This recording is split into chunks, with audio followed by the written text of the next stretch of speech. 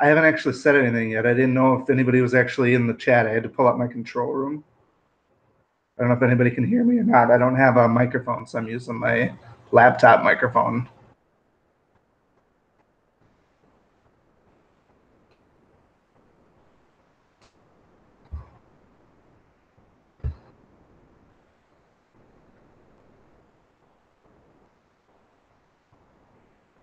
Did anybody hear what I said about the audio?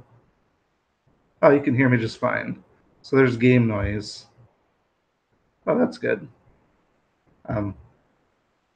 Anyways, guild games, yeah, I'm pretty stoked about it. I'm kind of just taking the night off from Dungeon Boss tonight to center myself as I prepare for the endless grind. But we're planning for top 5.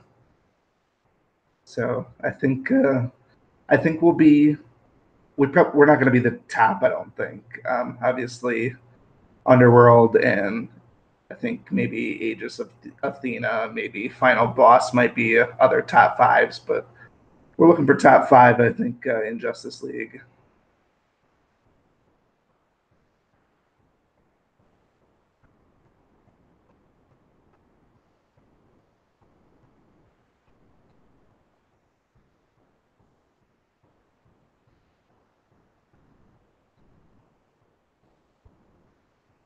I'll see if I can change the latency on my video. See if I can figure out my controls. Let's do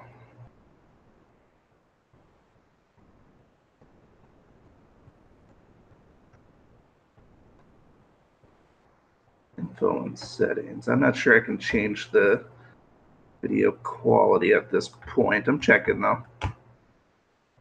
Give me a second here.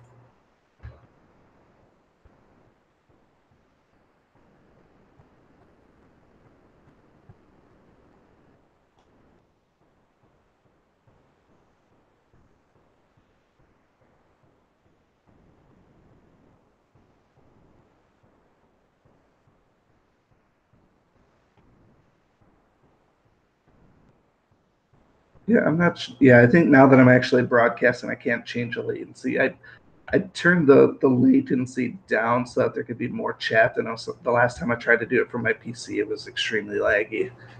Um, I don't know, Abraham, if I ever actually asked you what guild you're in, your top 100, but I know you're not in. I'm almost certain you're not in one of the Justice League ones.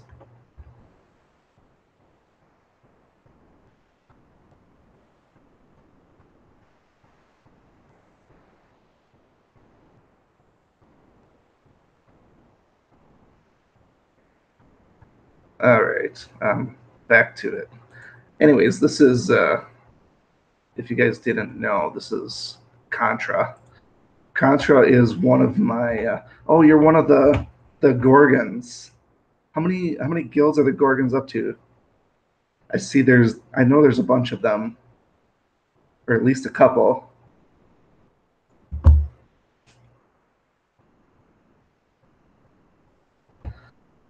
But yeah. Anyways, this is Contra.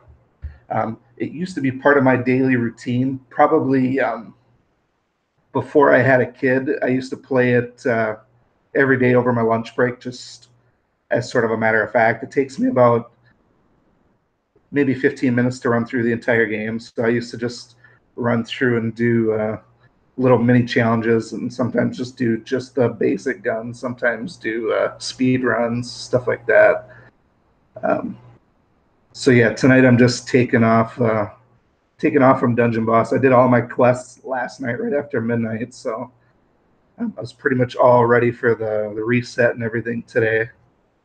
And I'm on the road for work, so I don't have any familial responsibilities for the next couple of days, which is probably the first time I've been away from my son now for a long time. I guess the longest I've been away from him is his daycare. So this is a new experience for me. I've actually gotten some sleep and stuff like that. It's been a quiet couple of days to say the least. So I'm chilling out down here in the San Antonio area. And fun fact, compared to the upper Midwest, I expected it to be a lot nicer down here, but it is cold as hell. It was actually a pure ice storm yesterday.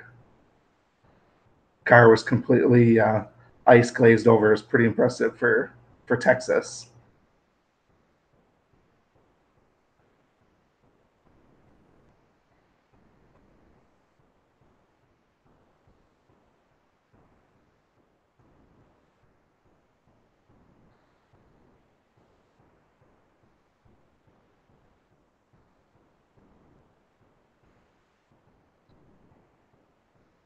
I would say in general, my voice is not meant for for broadcasting. There's people that say they have a face for radio. I don't think I have. I probably have a face for radio, but I definitely don't have a voice for radio. Um, Part of it is my normal job is talking all day. I do a lot of tech support, so besides training and conference calls and stuff like that, I'm literally on the phone for almost 8 hours a day.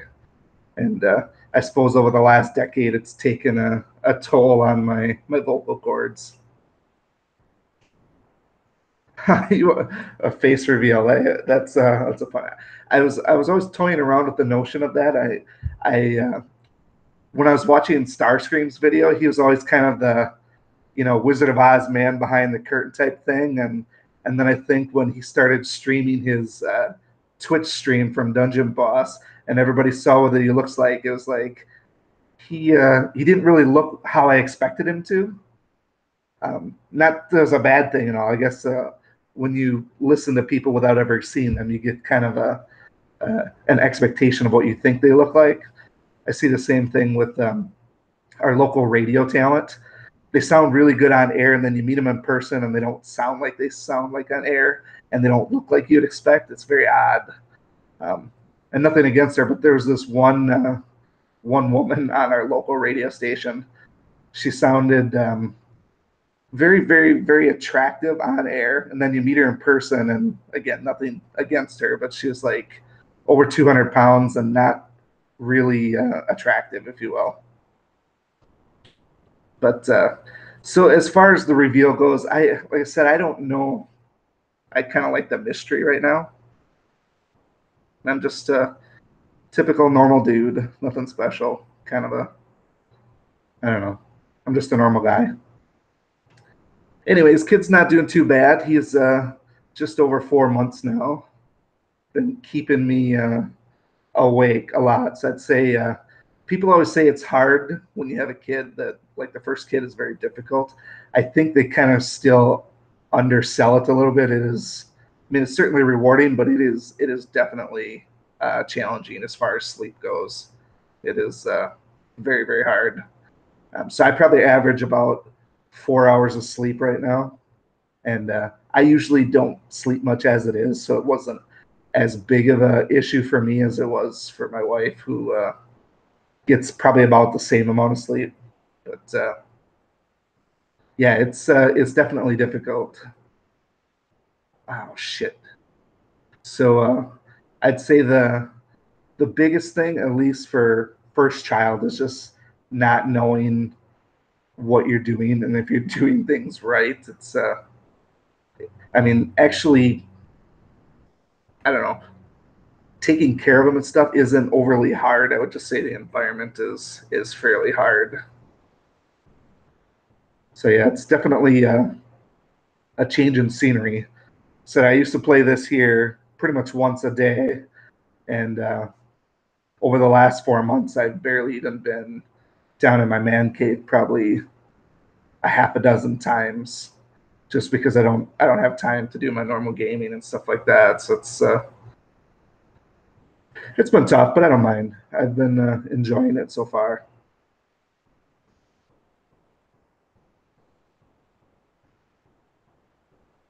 This boss here is a lot easier when you have the spread. Man, annoying.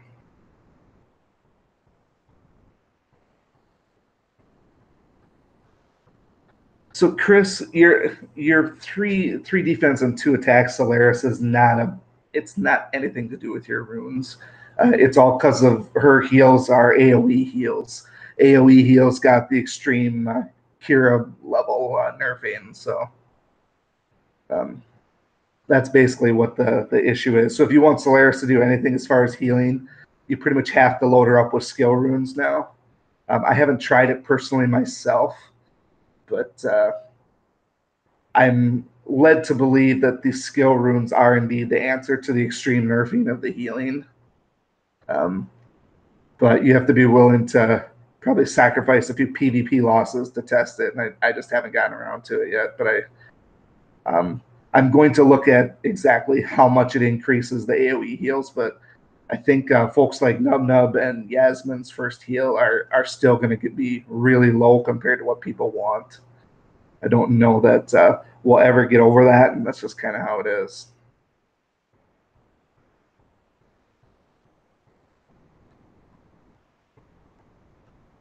But anyways, as far as the next video, I am going to make one when I get back home. Um, I wasn't going to record one while I was on the road. That's why I just decided to do this here, just to kind of hang out. Um, but when I get back home, I'll definitely make another one. Probably over the weekend. Hopefully, I'll get something posted for Monday. So it'll be probably one of the longest droughts without a video, but it'll be coming.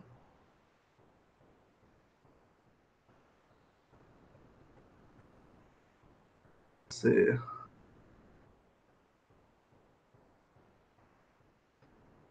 Favorite hero right now in Dungeon Boss? I would say that's a tough one, actually. The game changes so much and so frequently. I used to I used to just absolutely love like Valken and Lily. Those are still two of my favorites, but I don't get to use them nearly enough.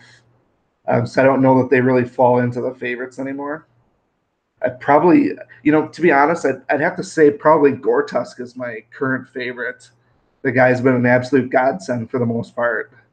He's completely changed the way we PvP, I think.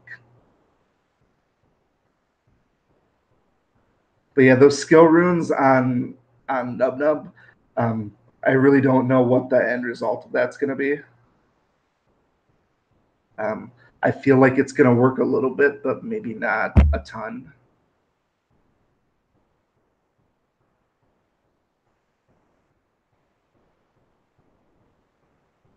I'm just curious. Do you guys hear my game volume?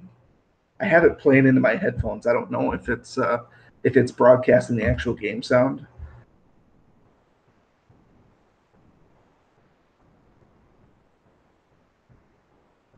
And so I just kind of one skill and four defense. I don't know if that's going to cut it, to be honest. I think you need to stack at least several hundred skill to make any of the healing worthwhile, to be honest. Um, can't hear the game sounds. That's interesting. Let me. Actually, I can't. I can't take my headphones off. Then I'll just get an endless sound loop. That's not going to work. Let me check my control center once. See if it does anything. And let's see here. Presenting to everyone, screen share, settings, communications, sound blaster, recon. It's on communications now. I'm switching to my sound card for sound.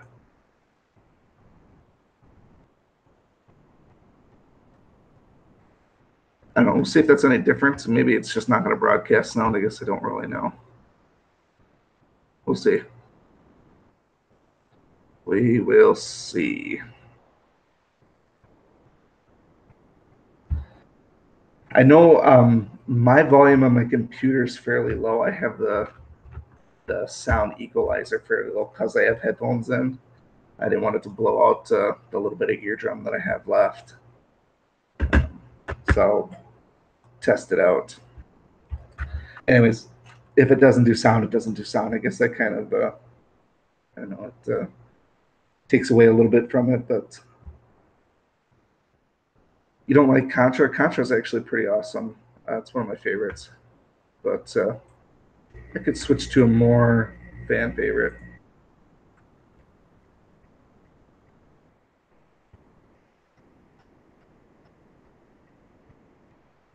Probably one of the very first games that I got when I was a kid.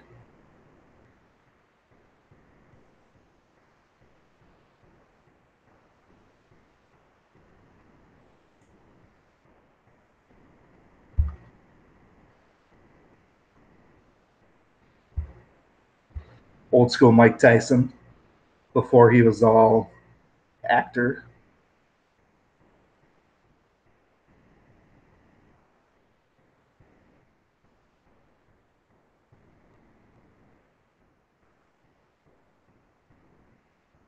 I haven't played this game in several years, probably.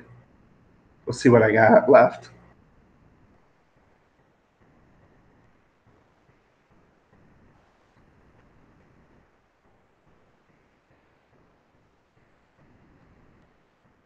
Now, I don't claim to be a pro at Punch Out. There's one series of videos on YouTube. This other guy who plays it blindfold because he's so awesome at it. But um, I'm good enough to beat most of the guys, but only just good enough to be dangerous.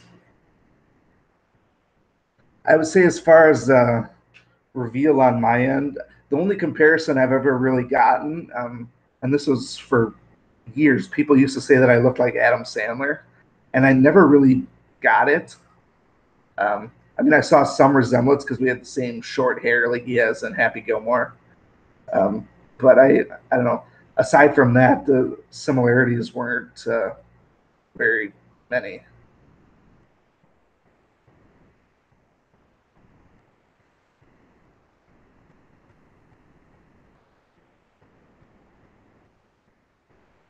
I feel like I'm not going to beat Glass Joe in the first round here.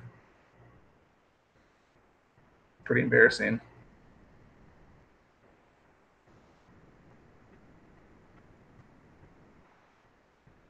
Oh, just barely.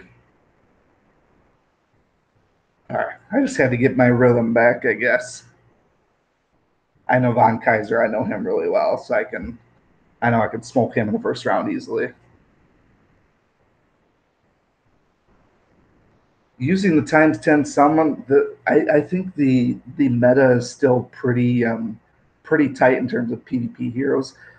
Aside, you got to really focus on probably Zom, Koros, and um, Grognog are still three of the most important ones you got to go for. The big thing is to not lose your gems on worthless ones that just don't need to be used. So if you get things like, I don't know, Julius or just unnecessary heroes, um, it's really hard to say. I would say that's a good guild question, or whenever one of the features comes up, just put out a couple of feelers and see if that's somebody that you should invest in or not. A lot of times the answer is no.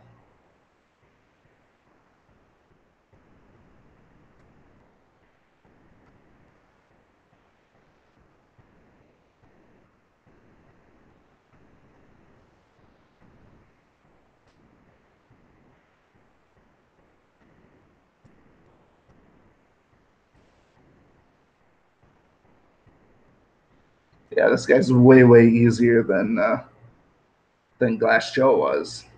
At least he's got patterns that you can work with. Especially this part here. We can do this for days.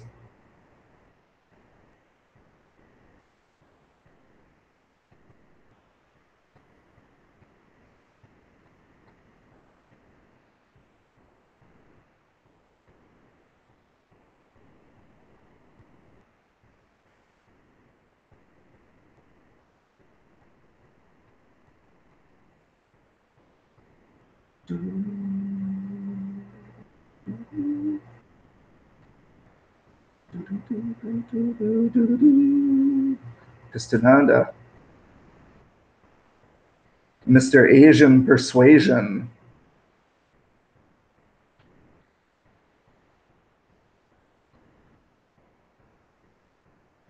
We'll do this one here, and then I'll appease the masses, and I'll see if I can pull up my dungeon boss. We can do some raiding and see how things go, and see what the current situation looks like here. See if I can offer some insight. Shade and Zom are definitely good ones. Yeah,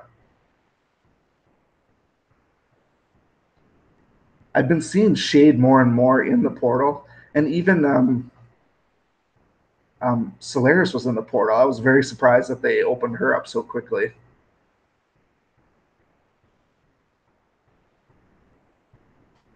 Boom. Oh,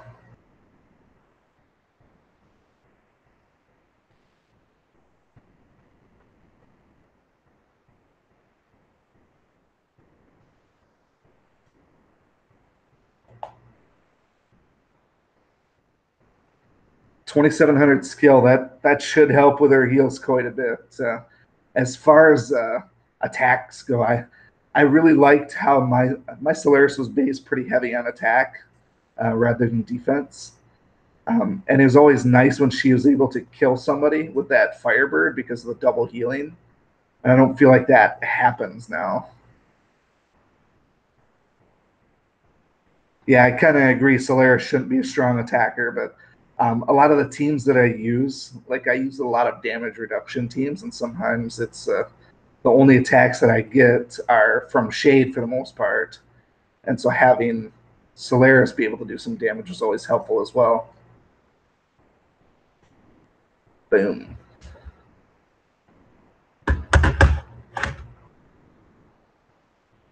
All right, let's whip up some dungeon boss here. Stand by.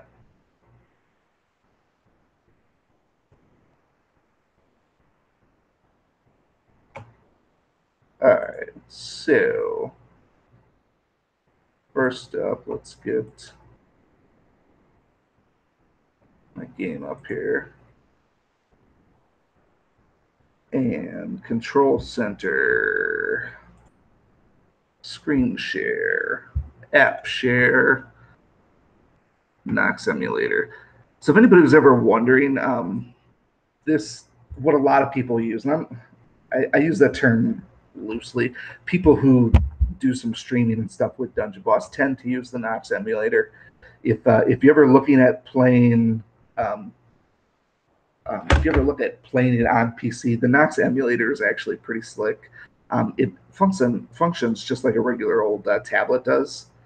So I mean, this here is an emulation of a Samsung device, which is what I normally play on.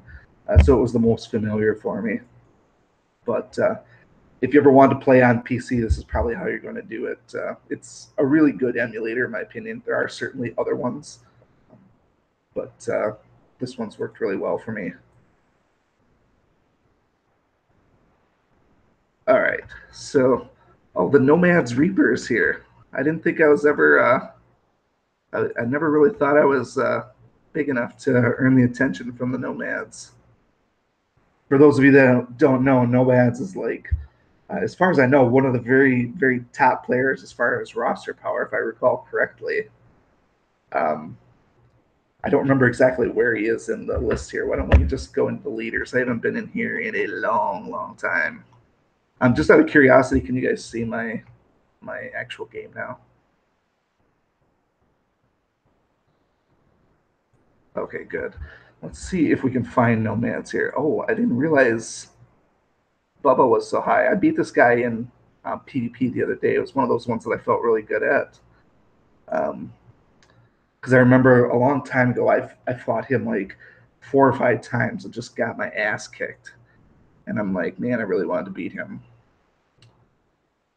Okay, so the one thing I hate about, one thing I absolutely hate about this emulator is these menus when you try to scroll go really, really, really, um, really fast sometimes.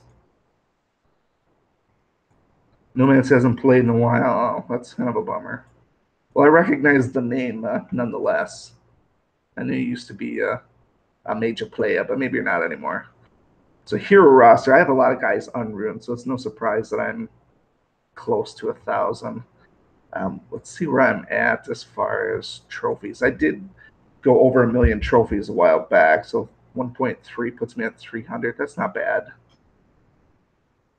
As far as Hopper getting weak, I don't think Hopper is still weak. I still use her almost every single raid, to be honest. Every single Solaris team that I fight, I'm always bringing Hopper. So regardless if she's good or bad now, I definitely bring her. She's pretty amazing for me yet.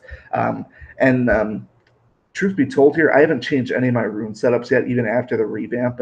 I just haven't had time to really go through and look at the new, I guess, layout as far as attack goes. Everything's been working really well. So.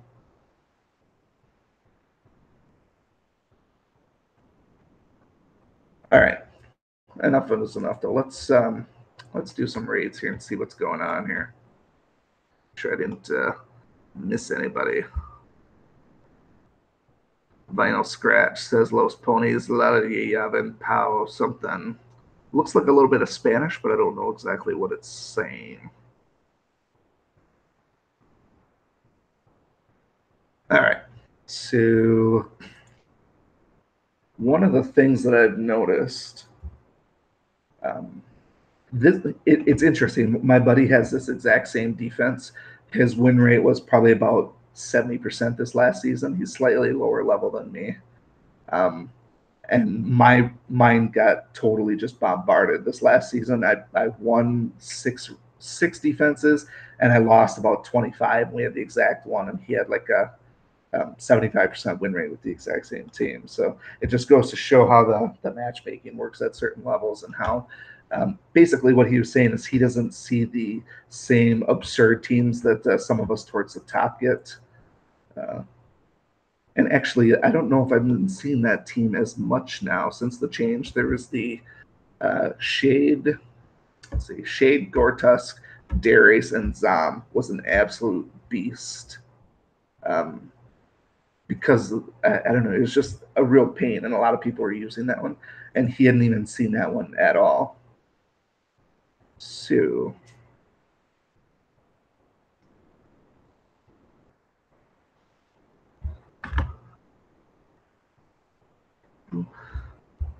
let's see what we got here. Let's just do some stuff here. So this particular, I'm actually seeing Lily in a lot of defenses now. I don't know what the logic is, other than she can soak a lot of damage. She's got champion. She's not even loaded up with Aegis or Bulwark. A couple of planning runes, 5,200 runes. So one of the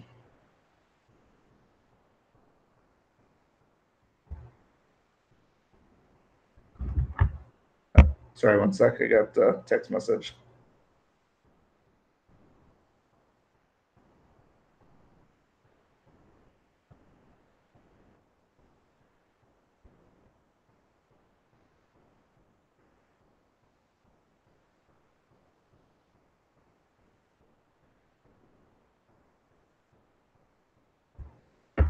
Okay, anyways, one of the things that I've been really loving as of late is the double damage reduction.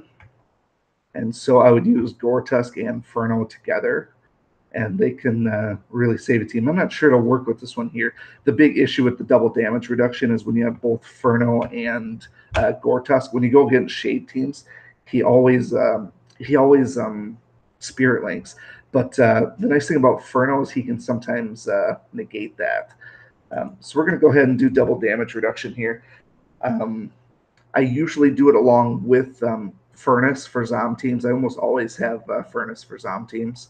And actually, this would work really well for this one as well, with the exception of Lily, because she does do double damage to armor. But one of my favorite teams right now is Furnace, and then Gore-Tusk, and then Furno, and Solaris. In either order, it doesn't really matter. So the point of this team here is it's really good for those ones that have really, really strong Koros opponents. And if you're worried about Koros wiping your team, Koros can't really hurt Furno on the first turn, can't hurt Solaris on the first turn, can only do minimal damage to Furnace, and then Gore-Tusk barely takes anything from Furno. So it works pretty good. The issue is surviving long enough where you don't get ganked by Shade in the second round. This team falls apart pretty bad when Shade possesses Furno. That's probably the worst. If Shade possesses Gore-Tusk, it's usually still a win on my part. But if you have these four, I think this is a really good, versatile team. You can swap out Furnace for pretty much anybody else if you think that you're going to survive Zom's attack. That's the only reason I put it on there, is to prevent Zom from possibly hitting somebody else and taking them. So it's not so much that I worry about getting killed, but sometimes Shade will do so much damage that the follow-up attackers still seem to kill them. But let's give this one a whirl here. Now, I mentioned in a different video for a lot of people that you want to avoid using Gore-Tusk's first ability. I don't use it the first turn ever, unless I know that I'm going to get a kill. If I have Gore-Tusk as like the third person and have Shade and Hopper go before him, and I know I can get a kill, maybe I'll do it then. But rarely is it needed. I usually like to keep the defensive stacks high. That's part of why I like using Gore-Tusk so much, is he can reduce damage so much without needing to tank. So this is the one thing I'm worried about the most, is that stupid sapping vines on this, because it's going to do some dot damage and it's not going to be very fun. But I think Grognog is a good addition to this team instead of Furnace, just because of the beast synergy. Because when Solaris revives, Grognog definitely will be a big one there. But yeah, Inferno's not a beast. So same thing with this. I rarely ever use Solaris's attack in the first round, because of the damage reduction really doesn't impact her because she's flying. So the issue with Inferno isn't really an issue at all. but all I'm going to get out of this is a couple of baby heals. It's better off if this ability is used as an attack rather than a heal. That's basically what I'm treating it as now. That's true. The Grog Snow Day is definitely a good option. All right, so what we're going to do here, we're going to throw some wildfire on Lily. And the reason I do it on Lily is she's going to be the most susceptible to it because Shade and Zom both have that shroud. The shroud sort of trumps the wildfire. So even though the wildfire is supposed to purge buffs and stuff like that, the shroud kind of blocks it from ever kicking in. I don't know that I've ever seen it actually happen. So I always do it with somebody else first.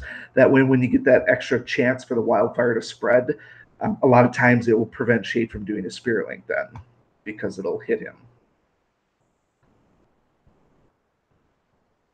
So Lily is going to die rather quickly because she's got the wildfire.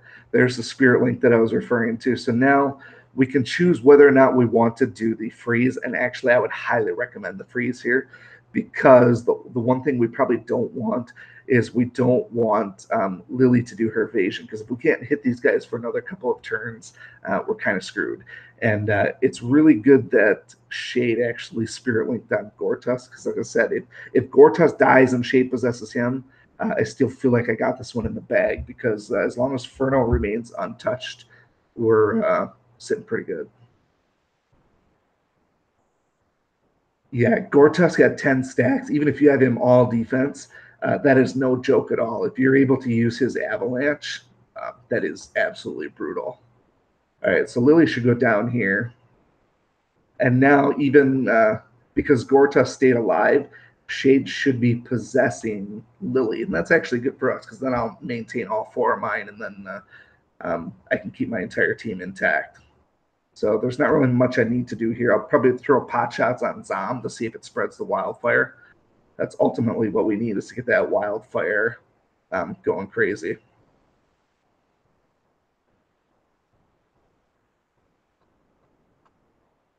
And that's kind of what I expected here. I forgot that Zom was going to bring that other guy back to life, so that's not the end of the world. But yeah, Lily is kind of beast mode if you don't take care of her early. But we're going to bring Furnace back. It's not going to be the end of the world. We got shock damage, and we have the wildfire out there. I'm not too worried about this match just yet. Once that wildfire starts to spread, it is game, set, match for me. And Zom's down now, so, and the Sapping Vines is gone, so we should be sitting pretty good. So now this team that I'm using doesn't look like much on the outside, but when you get down to the nitty gritty, it can be extremely potent. And now this was the team that I used to beat that Zom and Darius team, and Darius would absolutely obliterate guys. But then when you revive, you kind of kick back in. Darius was in turn 2 after the shroud wears off. Darius is extremely susceptible to Gortus' first attack. A lot of times it just flat out one-shots her. It's actually pretty impressive. So really, all we need to do here is somehow kill Shade before he's able to Spirit Link, or not Spirit Link, but possess Zom. So their Shade seems fairly defensive. I'm not sure where Darius is anymore, to be honest. She used to be the exclusive guild hero. I think she's just she might be a tower hero now, or from possibly the Aether shop, maybe. I really haven't been paying attention to where she is, actually. Anyways, we got that one. We got that one down. Those of you that are doing the event, I'll pop out to the event for a second here. There's a few things going on here. This do all 10 of these. Now, I won't lie, these doing all of these things here have been brutal. I've done 3 of them so far, largely because I haven't been trying to do them. I just been PvPing to kind of stay on top of things. The rogue ones I know has given a lot of people a lot of trouble, because I think they feel like they have to use specific heroes. But what we have to remember is who the rogues are. Lupina is a rogue, and Hopper's a rogue, and Viperia is a rogue. And Viperia, when you ruin her for attack, she does an absolute shit ton of damage, and she is incredibly potent. And maybe I'll do an all-rogue team here just to win one of the next ones. And I can't remember who the last one is. There was one person that we didn't think was a rogue, but is Echo. Echo's a rogue. Doesn't make sense, but Echo's a rogue, and Echo's on almost all of my teams. I use Echo all the time. But I can see where you'd think it's risky. You do have to pick the right opponents. You got to make sure. To be honest, Lupina, I don't use Lupina that much. I would use her for the fear. But Hopper's not going to die in the first turn, and Viperia is the only one that's really risky. It's going to be a matter of who you go against. Like this team here, using Viperia, it's going to be a matter of when Viperia gets to go, because Grognog is going to slow the team. You're kind of screwed there. So if Grognog is first, you pretty much can't use the Viperia team, because Grognog will go, then Solaris goes, and then Pygneus is almost guaranteed to finish off Viperia. It's just not going to work. Even though this is a lower rune power team and I can kill this with almost anything, it's not a good idea. So reduce damage from because of Furno's thing. This probably isn't one to test it on either, to be honest, because Viperia is going to go before Furno, so I can't do anything there. That leaves us with the hard option. This one might be plausible. It's all a matter of who does Shade and who does Shadowblade go after. And I'm not overly concerned about my streaks or anything right now, so let's go ahead and do our all-rogue team. So in a perfect world, they will gank Lupina first. That's actually the best case scenario, because I don't even care if Lupina does her Chaos Hell. All I want is for Viperia to do her complete damage, and I want Hopper to Corpse Stomp. When we throw Echo in there, Echo is good for drawing attacks from Shade. He is also good at drawing attacks from Shadowblade as well. But I'm going to put him... I guess it doesn't really matter where we put Echo, to be honest. I could put Echo first and have him do crit damage or give extra crit with the skin. Or I could do it afterwards and charge up Viperia's second skill. I don't think it really matters. We'll make sure that Viperia does crits by putting Echo in that spot there. But as long as Shade doesn't go after Viperia first, we should be able to win on this one. Even with Solaris on their team, like I said, if you ruin Viperia for attack, which I think I have some of my best possible attack runes on Viperia because I have her as my shared hero right now, people like to have that extra potency. So Lupina got ganked. Like I said, that's not a big deal, because I wasn't going to be able to get anything out of the fear from these guys anyways because of the shroud. So not really an issue. Alrighty, Abraham checking out. I'll see you later, bud.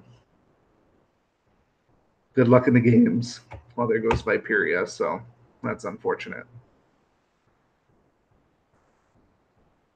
Doesn't look good for this one now, so it's unfortunate that Viperia got the gank fest there, because I would have liked to show you how much damage Viperia can actually do. This one here is not going to be a win. Not going to be a win at all.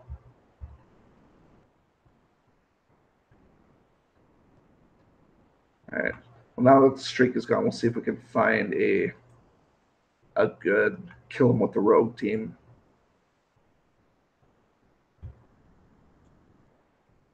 There we go. Lily's first, Gortuska's second, so we're all set here. It's a pretty high rune power team. We're just going to switch the order of these guys here. See if this does it.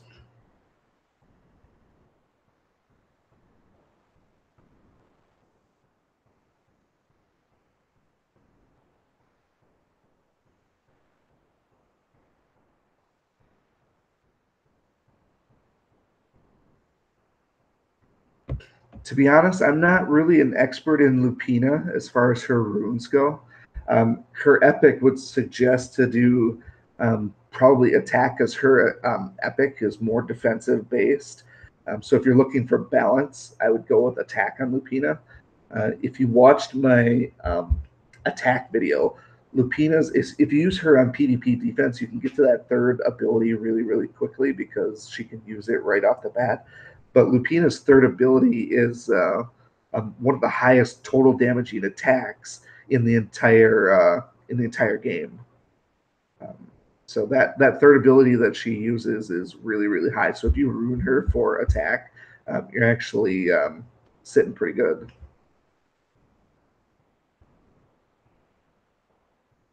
So Connor, this is your defense that you're using right now is the Gorgrog Solaris Lily defense. Is that what I'm hearing?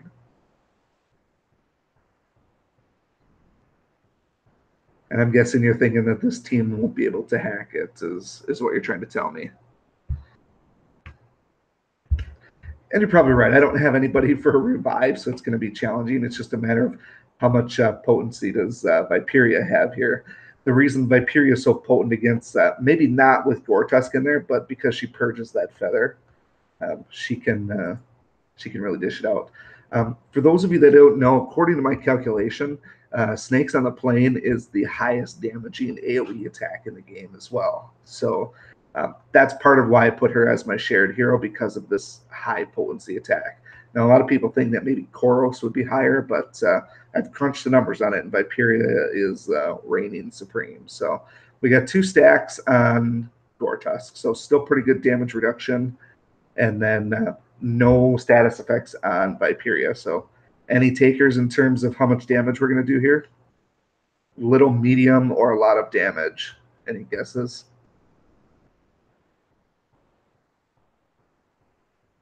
Grognog is tough to damage regardless, but he does have fear on him. Scared to death. All right. Medium damage. That's what I'm guessing as well. Here we go. Viperia, presumably for the win.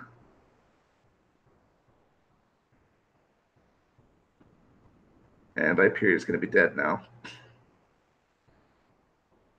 So I think I'll be able to kill Grognog. Yeah. Oh boy. That was potent. Okay, so I got my ass kicked here. But I'm telling you, this is the team that I use for my all rogue team. It still comes down to picking good matches. There's no doubt about it that you have to have good opponents to go against. And I was fortunate enough for the all tank challenge and the all light hero challenges. I found some really low people that were like only like 1,000 or 2,000 rune power. So I've been kind of lucky there. And really, I only did the light and dark ones because I wanted the 50 pyre embers. But yeah, let's not focus on that rogue team too much anymore because it's going to be a fruitless effort here. So dark team plus Solaris, we literally just did this one not long ago. So this one here, I'm going to whip out my go-to team right now. I've been using an anti-shade team. And what I mean by anti-shade team, even before the combat revamp, this was pretty much my team, is I would use these 4. The reason for these 4 is because Shade can't Spirit Link. And if Shade can't Spirit Link, he's largely ineffective. Sure, he dishes out a ton of damage, but the only person he can really attack is my Shade. So the only time this team falls apart is when their Shade is so powerful that he blows my Shade out of the water in the first turn.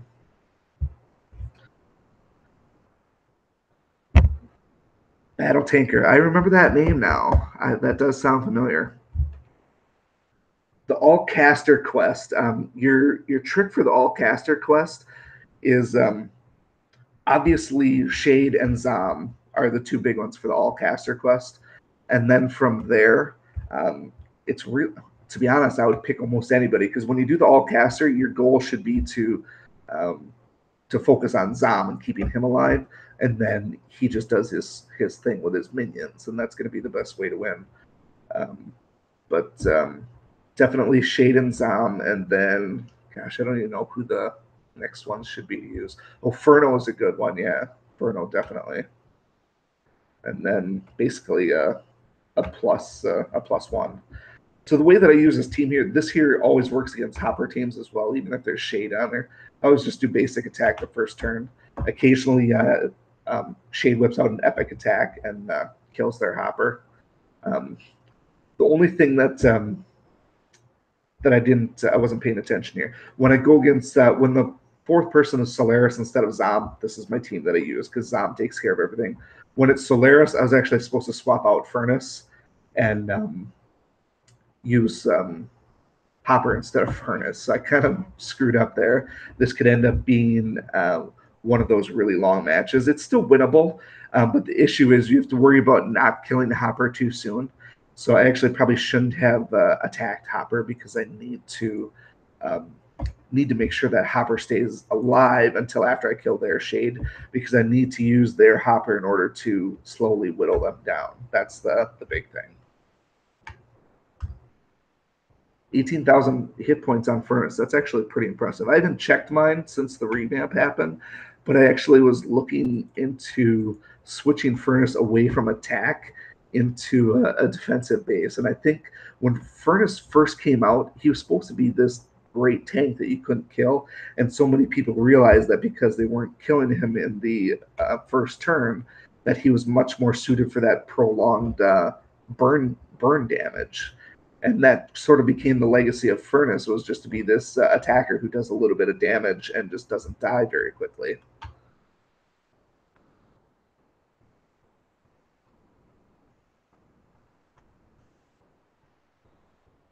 Yeah, I agree, though, that the nub teams are pretty much a thing of the past. There's not much you can do there. I still use nub for the all nature teams, but what's the point of using an all nature team with the exception of when a certain quest asks you to do something with all nature? So this is what I was ultimately looking for now, is because of the kill that I got on Hopper, I can now possess this one.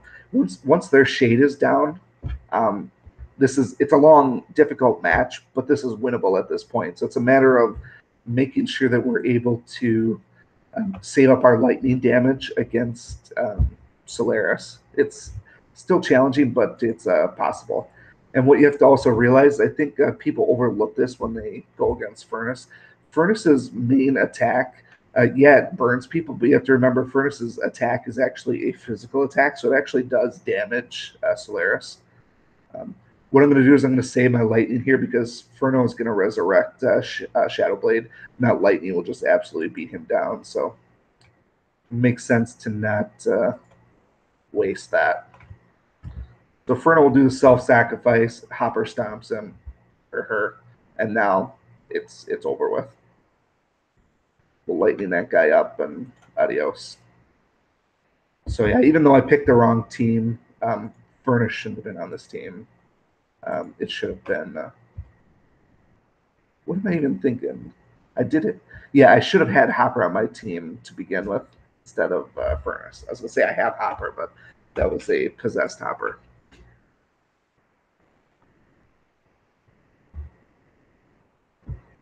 I agree with Furno quite a bit. Furno has been my anti-beast team. I've been using sort of this same team here with I would use Shade, Solaris, Furno, and Hopper against beast teams because Furno's Wildfire constantly purges that Phoenix feather, and it's pretty brutal. Now, granted, Furno can still die because he's a caster. But when you have Solaris on your team, it doesn't take much to bring him back, and that wildfire lasts for several turns. So I mean, it's pretty brutal stuff.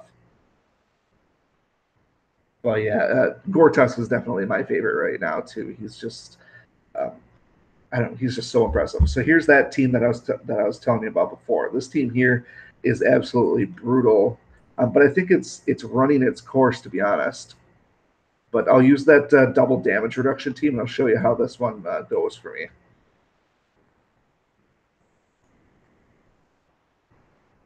Wildfire on Gortusk, I don't think it actually changes the momentum. I looked at it, but I don't think it does. All right, so we are doing double damage reduction by doing Gortusk. Then we are doing Furnace, which is going to soak the attack from Zom, Inferno, and Solaris. Now there's a big mechanic of this particular team when I do this fight here.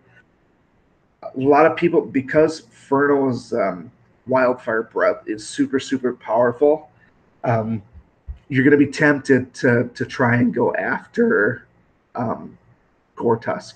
And while Inferno can usually be very close to one-shotting Gortusk, I would usually strongly recommend that you don't. And there's a reason behind it. When we get to the second turn, I said it before, but Gortusk can really gank the shit out of Darius. But if you don't do enough to get the taunting off, if you have this taunt still on Gortusk, you can't have the backup plan of freezing Darius. If you can't kill Darius in the second turn, you at least want her to be frozen. And so I'll just do a basic attack here, which is going to be enough to get rid of the taunt. If I would have did Wildfire, it probably would have killed Gortusk, which is fine. But when Zom brings the minion back, he brings back a taunting tank minion. And then that tank will taunt, and then I can't do the appropriate attack on Darius then. And the same rule applies here. There's no point in using our AoE here, so what I'll do is I'll throw a pot shot on Darius to make sure she dies in the second turn. And what's going to happen then is once Darius goes down, it's just a matter of killing Shade. And once those two are done, that's it. The team is pretty much toasted. With the revive on our team, the only thing that's really going to get you is if somebody dies at the wrong time and then Zom does his taste for brains. That's the only thing questionable here. Anyways, Darius is definitely good. I'm actually going to do a video on Darius very soon. It's going to be one of my first ones when I actually get back. We'll talk about Darius and why she's so awesome with the way she is.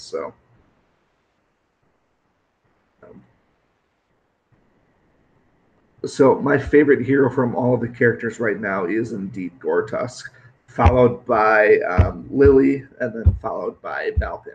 Now I like Furnace, or not Furnace, but Solaris, but she's not like one of my favorite. I use Solaris more so out of necessity. All right, so now that Darius doesn't have the Shroud, she has full health, but she doesn't have a lot of health to start with, and people stack the attack runes on her. So even if we don't kill her with the sweeping charge, it's going to freeze her. And that's the whole point of it, because if she can't do anything, she's useless. So she's frozen, not a big deal. And then usually because you take so much damage from Darius in the first turn, my revive is going to be up before Shade can possess. That's a big if here. You need to make sure that revive is up. And depending on how people ruin their Darius, that could be the problem. But we're at 100%, so we're all good. And what this means for us, because I didn't use Wildfire Breath, we're really in a good spot because we can use Wildfire Breath on pretty much anyone we choose. And usually what this would be is it would be used against Shade, because typically Darius would be dead at this point.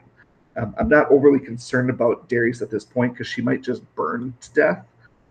So we're going to try and whip up some serious wildfire damage and kill Shade, because we don't want Shade to do any more spirit linking. We don't want him to do any possessing. We'd rather have him just turn into a Zaminion. But yes, well, no, yes and no. Depending on when Shade goes, Zom's going to turn her into a Zaminion, so she won't be able to be possessed. The reason that I want to kill Shade is so that if and when, and these are definitely ifs, Furno and Gortusk are going to die at some point, and then I won't be able to revive them. You do not want Shade possessing Furno. That's a death sentence. So we're good here. Furnace should be able to do a basic attack. And that's going to kill. This is going to do some good damage here because of the shock damage. And then because Shade's dead now, this is where we run into that one instance of where things could go south, because I believe we are one turn away from Zom having his taste for brains back up. that's ultimately what's going to be a problem. Because if Zom's able to take my Inferno, that kind of hurts me. I should be okay for the most part. We're going to keep doing some shock damage. The minions are going to be down. Darius will be dead very soon. And really what we're doing is we're saving up the Gore Tusk charges now. He's got the 10 stacks even with disease. So fortunately for us, Zom took Inferno, which couldn't have asked for anything better, because if we lost Solaris, the game's over. That's it. But now Solaris is coming back very, very soon. Zom's going to be dead very, very soon. And I feel like we got ourselves a fighting chance here. Darius dead. And then, oh, I don't think we're going to make it. We needed like another half turn. Damn it. Anyways, ultimately, the only thing that really went wrong with this raid here, everything kind of went as planned, but I expected Gore Tusk to kill Darius in that second turn, and he didn't. So that kind of shook things up a little bit. When Darius dies right away in that second turn, this one here would have been over long before anything with Zom would have taken place. But anyways, yeah, I don't usually have a problem leaving Zom till the very end. So many of the teams have Zom and Shade that I'm always afraid to kill Zom early, because Shade just possesses anyways. So it seems like kind of a waste. I always kill Shade and then I kill Zom. Zom is routinely left as one of the very last ones that I'm attacking. This one here, I swear we just did this one before as well. So we'll do this one with the appropriate team. We will do this here. So we'll go Shade and Hopper. Shade and Hopper is the routine team. And then Solaris. And then at this point here, we could use Echo, but really what I would use is Furnace. And so what this team will do here is, even if it would have been Echo, it forces Shade into Spirit Link on Hopper in the second term. Not really a big deal. Hopper's usually strong enough defensively where she can survive for quite a while. Unless this happens here. But that's not too bad. All right. So we try to take care of Hopper first. There's the epic attack. Happens all the time. I guess 30% of the time, to be exactly. Wildfire stops momentum. That's good to know, because that could be a game changer against. Like I said, I use Furno against beast teams all the time, so I guess I've just never really paid that much attention to it to see if it actually does do that. All right.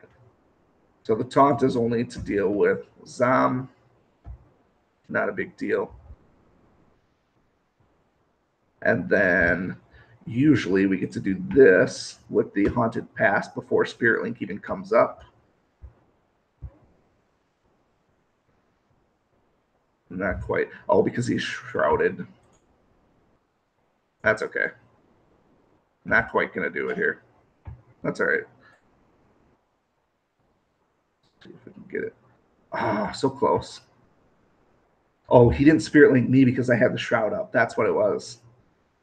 I remember now. I don't know why I used that. I should have. Yeah, that was kind of a stupid move. But because the feather up, I didn't want Solaris to ultimately revive Shade. Just go this route here. I'm very confident with this team anyways, so it's not like I don't feel like I'm going to lose, to be honest. And I guess that overconfidence is could be the death of me at some point. All right. Let's just try to put a basic attack down. Yeah, down he goes. So Solaris is going to revive him. That's what's going to happen. I'll have to check out your channel, Nomad, and see what you're all about on that alt. I don't use my alt too much anymore. I mean, I do and I don't. I don't use it for videos anymore just because it's my alt is now at level 69, so It's basically just a seriously underpowered level 70 team, and so it doesn't serve much purpose, I guess, with the exception of maybe showing some underpowered teams as far as PvP. But I haven't really had a need to um, do videos, I guess, with it anymore. I kind of abandoned the challenge mode thing. And just, I don't know, they weren't very popular videos to begin with, so I just kind of stopped doing those. So Gortus, Grognog, Lily, and Solaris. Is that an attack team or is that a defense?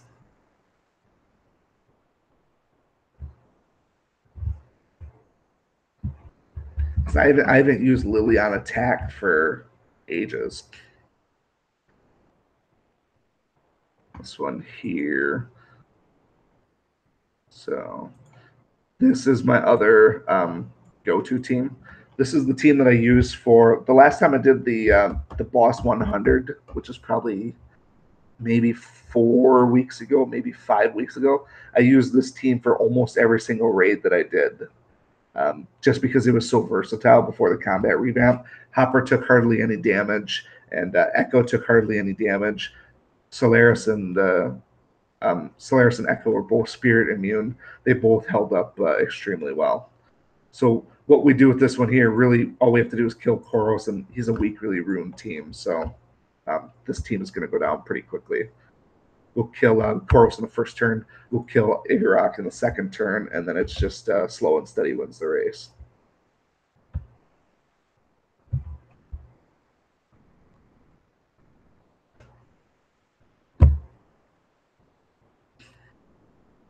So Koros first.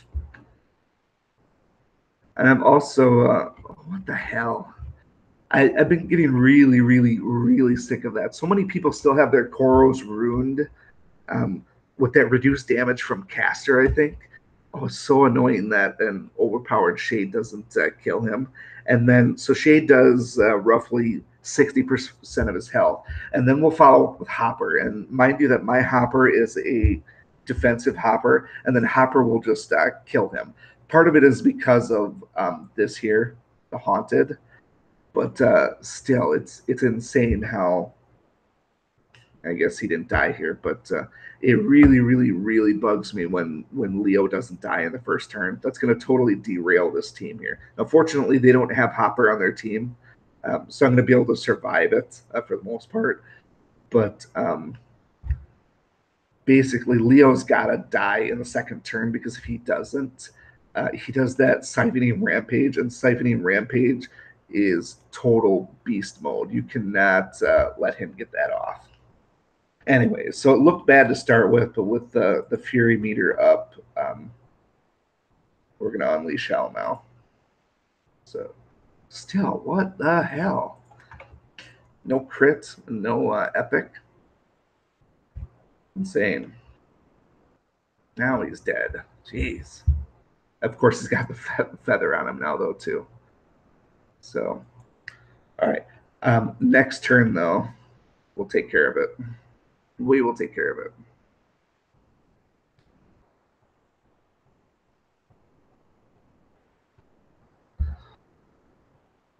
I don't remember what the passive was from Igorok for monsters. That might have been part of what the issue is here.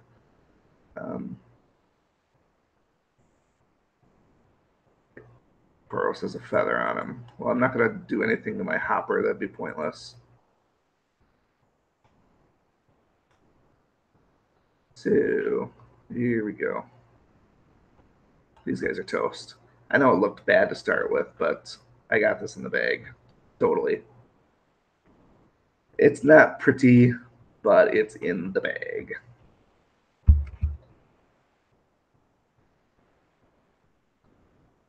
If you use a PC, you could probably live stream.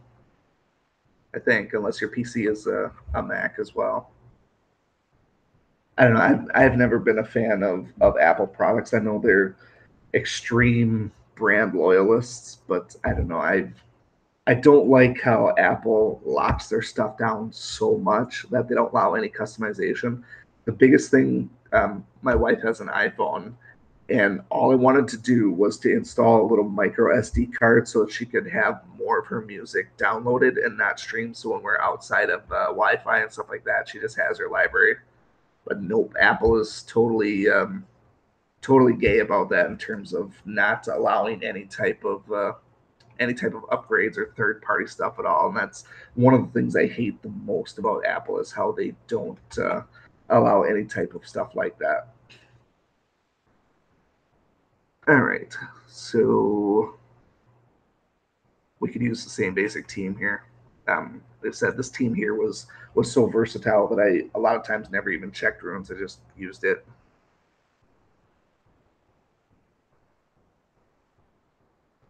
See you later, Landon. I will see you around the bend.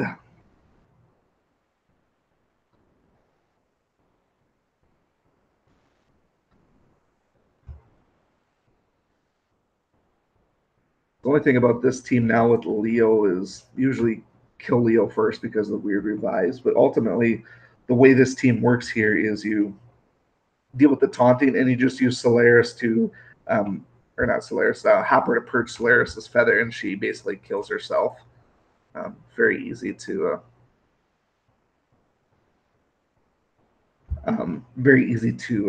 navigate. I feel like there's probably going to be a new hero soon. I feel like there's a um, another guild boss invasion that's going to be coming pretty soon. When we first learned about the boss invasions, the developer described a very specific scenario that suggested a Lich King kind of a boss, and we haven't really seen that. And so we're thinking that there's going to be some sort of serious undead killer coming.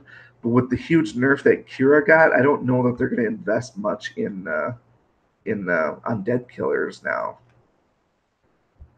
Okay, so this live stream here is so what I did is I went into my YouTube dashboard and there's a live streaming thing in YouTube, obviously.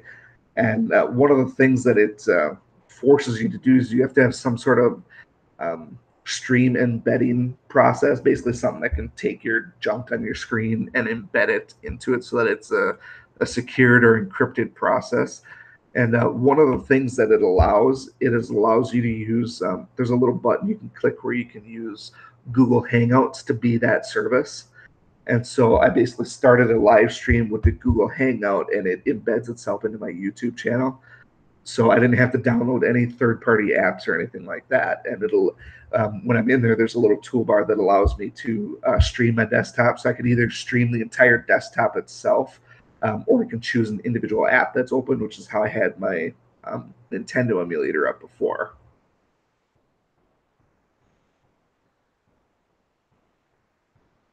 All right, let's see where I'm at here. Obviously, I've taken a little bit of a pounding.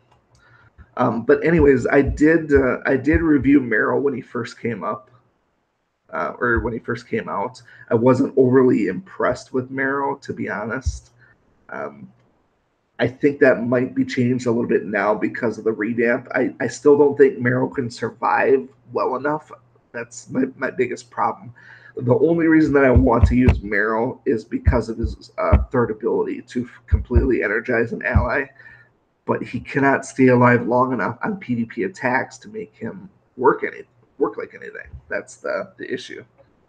Um, okay, so now we're really at the whim of evasion. I know I've been neglecting this match here, trying to keep up with the chat, but basically it's how well does Hopper evade, because she's got to evade for a while, so that Solaris can come back. Once Solaris comes back, I'm pretty sure I'll get this one in the bag because Solaris will be able to revive both Echo and Shade. So we're going to keep our evasion up for another turn. That's all we need. What really bugs me is when people hit her, even with her evasion. Now, we've been doing good here. We survived. We're all good. With Solaris back, I'm feeling pretty good about this one. See, when they first did the revamp for the dwarves, I was absolutely in love with Hagram. If you play things right, at least as a PvE team, Hagram could absolutely just kill guys. His jackhammer move, once you get that with the Dwarven Fury and a couple of guys die, he was just absolutely awesome. But he doesn't stay alive in PvP at all. That was the problem. But yeah, that final skill, the Dwarven Fury, is insane. All right, so here's what we're gonna do. I don't know where the next feather is coming from, so I'm just gonna save myself with shade and get some. Yeah, they're done now because Hopper just took care of Solaris. So it's just a matter of staying alive for a little bit longer, and then we get the win. We'll kill Leo with shade, and then those other two will just die by default. So it was a little bit rough, but it's gonna be a win nonetheless.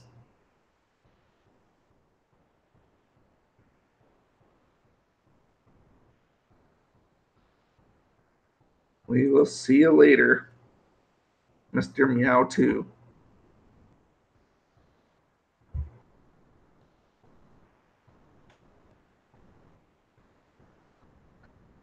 It might be one to look into.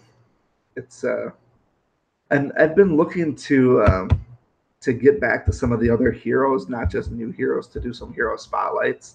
I just I can't find time to make videos now. It's insane. Oh, my buddy Rouser. Rouser's in my guild. Quite a polarizing individual. All right, so they don't have shade on theirs, so we're gonna drop Echo, and we're gonna bring in Furnace instead. Furnace again is to soak the attack from Zom. Otherwise, the process is the same. We just don't get the electricity from Echo. Not a big deal for the most part. We'll see how Rouser stacks up here. Normally, when I run into guildmates, these are screenshot worthy.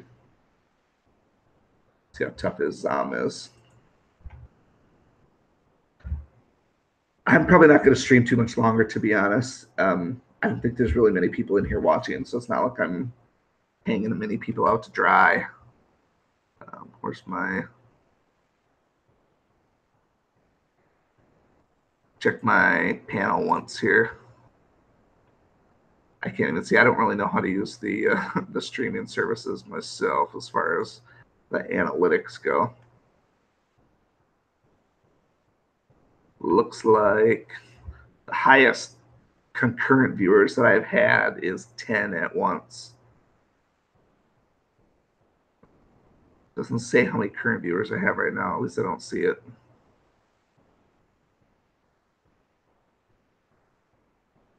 Eh. All right. Let's take this guy down to pound down. Poor Rouser lost his Zom right from the start.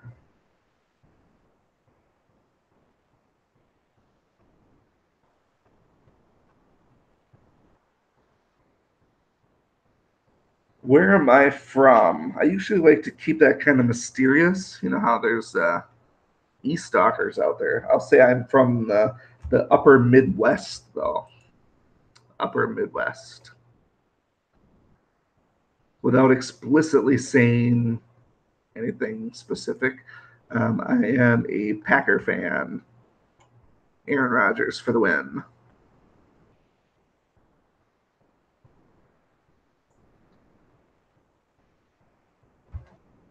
That being said, our Packer season was extremely disappointing this year.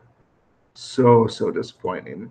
I could barely watch it with Aaron Rodgers getting hurt and watching Brett Hundley. I don't know how it appeared from non-Packer fans seeing that. Like, for example, if you're watching a game that was a Packer game, but you're watching your team against the Packers, I really don't know what it appeared, but God, watching Brett Hundley for the Packers was so painful. Anyways, I just lost this one. I wasn't expecting that. I don't know what happened because I was watching the chat, but obviously something went sideways. Even though I ganked Zom right from the start, I don't know what the hell I did wrong here. Should have been an easy win. I think Grognon must have went ape shit on someone.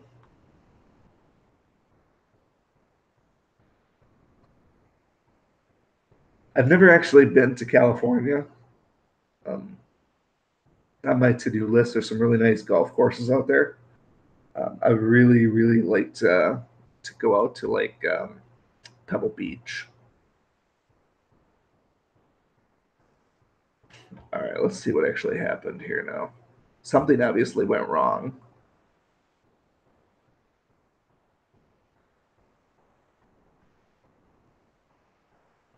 Yeah. Yeah, because I ganked both of those guys. How is this how is this a loss? Man, I'm not. Oh, because Solaris got frozen, so I wasn't able to revive Shade. That's what happened here. And then everyone was medium health, and Grognog just Frost Breath. That'll do it. Man, that's kind of embarrassing though. That should have been a win. I've never been to New York either. I've never been to any of the really huge cities. I lived in a suburb of Chicago for 1 year. I really enjoyed the city of Chicago, but it was so expensive in that area compared to what I was used to. It just wasn't something that we could keep up lifestyle wise. So it's just um, we didn't stay there long, and then we ended up moving back to our towards our hometown, not to our exact hometown, but closer. This one here's a brutal team with Gortusk, Grognog, and Lily and Solaris. This seems like a good candidate for double damage reduction. So double damage reduction is going to be Gortusk. And we have to have Hopper in there, unfortunately. Gortusk, Furno, and Solaris. Now, I said before that I pretty much have Shade in every one of my raids, and that's mostly true. But since they don't have Shade, they don't have Hopper. This isn't really a big deal for me. I'll just keep my revives up, and because it's a heavily appease team, the Furno mechanic is going to take care of most of them. I think you told me this was your defense before, and I kind of took it for granted the last time. We're going at it full force this time though, because now we're not going at it with just rogues this time. So now you're going to be at the whim of you know how much damage the Furno does. So we'll see. We're going to keep the damage reduction up, and basically I save most of my skills until after Solaris does her feather, um, just because she's going to purge all that stuff anyways. So we just do some basic damage to start with. Let her do her thing.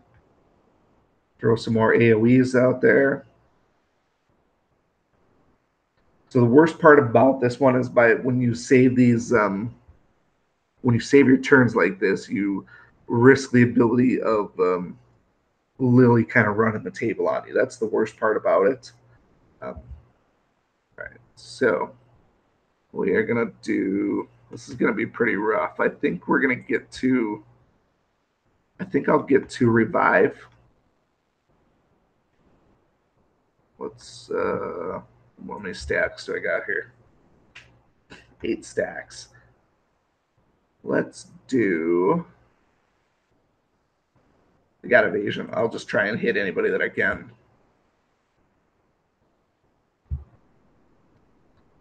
All right, so now this is what I was hoping for. Once we revive, it's usually they have the evasion on. That's the worst part about it, though.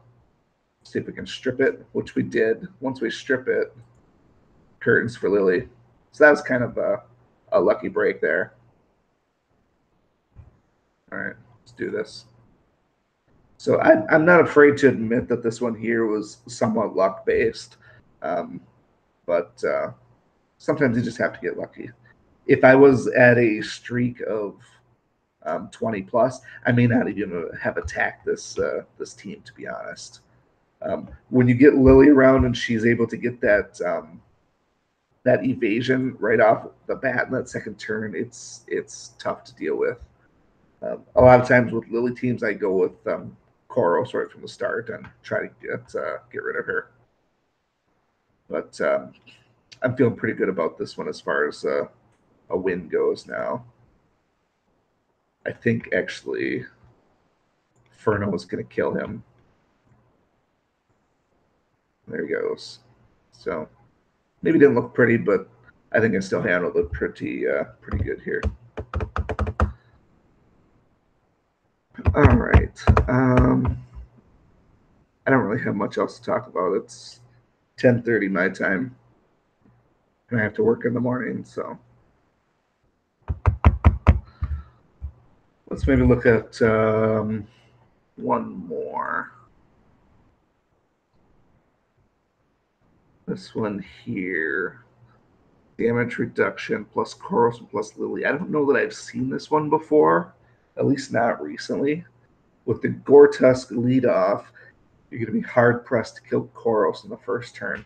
This is probably actually another good candidate for double damage reduction, because when we use double damage reduction, what it does is it prevents that first attack from Koros from wiping your team. And so then what I can do is I can freeze Koros in the second turn. Yeah, I think this is going to be my last raid, and then we'll call it a night. It was more successful than what I expected it to be. I was just hanging out in my hotel. So thought I would just check in, see if anybody was out there.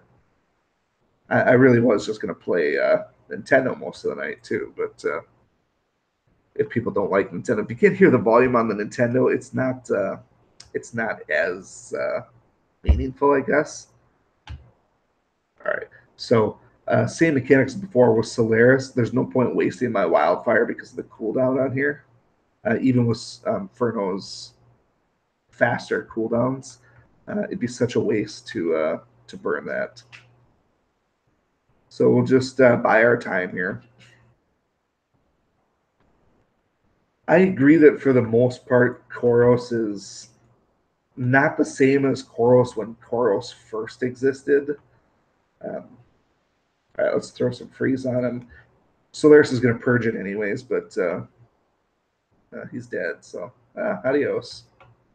I wasn't expecting that, to be honest. All right, so Solaris still hasn't gone, so I still can't use my wildfire yet. And honestly, it might be foolish to do so anyways because they're all going to evade it.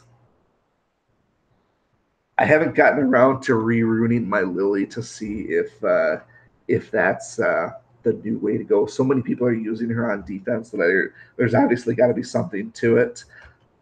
But I haven't. I don't even have time to go through and do a bunch of re-ruins. You know, I have an Xbox One at home, and since my son was born, I haven't gotten a chance to play it, and I kind of use that as a pretty weak excuse because since I started doing dungeon boss videos more frequently, because I'm still managing 2 dungeon boss accounts, I don't have time to play anything else. I feel really bad because I bought Final Fantasy 15 and I really enjoyed it, and I only played it for about 5 or 6 hours total. Barely even got out of the first area, and I feel kind of bad because I haven't touched it again. But I do have an Xbox One. I don't have a PlayStation 4. The only reason I even bought a PlayStation 3 was some of my work buddies. We used to play Madden, and so we'd play a connected franchise in Madden, and then just never had a reason to get a PS4. And so, but the Nintendo, I'm an old school gamer, so I love to do I love the retro gaming. I think we're going to lose here because we don't have any health left here.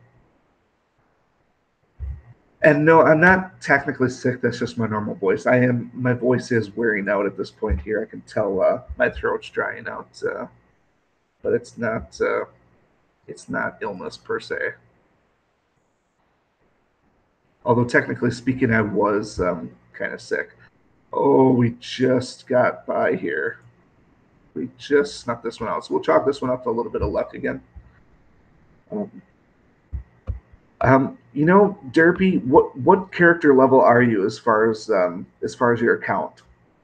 Because I found with my alt, when I first started doing the videos with my alt account, my goal was to slow level that account And so I decided I'm only going to do stuff that pertains to the guild. And literally all I did every day for like 6 months was my guild quests. And it ended up turning that account into a fast level account. So if you need to level up your account, honestly, it's just playing daily and doing the quests. And that over leveled my account way, way, way too much. So yeah, over Kieran, over Christmas, it was pretty much the perfect storm of illness. It was absolutely awful. I think uh, I think the three of us at home might have set a family record for most times vomiting. It was so brutal because I got sick, and then my son got sick, and then my wife got sick, and we were all just puking and basically on our deathbeds, just trying to get by the day and take care of each other. It was one of the worst Christmases in recent memory. It was pretty brutal. Um, but yeah, the it seems like the flu season by us has been I don't know, the flu vaccine itself has not been very effective. So a lot of people are getting sick by us. So we're just hanging out. And it's kind of ironic because we avoided our family Christmas going to both my family and my wife's family because there's always people sick at both of our families. So we're like, well, we don't want our son to get sick. So then we stayed home. And the irony is that we both got sicker than we had been in several years. But we're mostly better now. So, I mean, just these little itty bitty colds here and there. Nothing serious at this point. At least we're not stuck in bed for 15 to 16 hours a day and we're able to still work and stuff like that.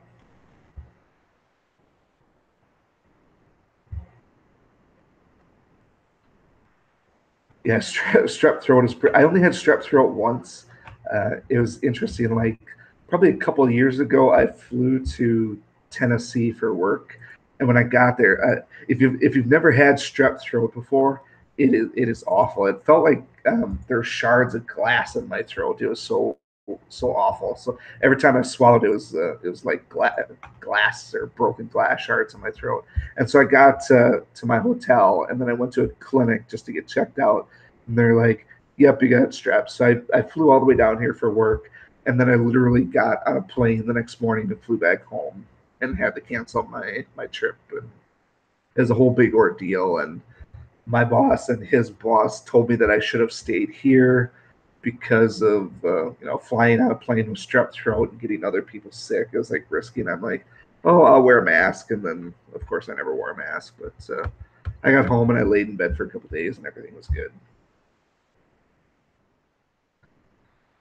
All right, so yeah, eat this one out here. Got them pretty good.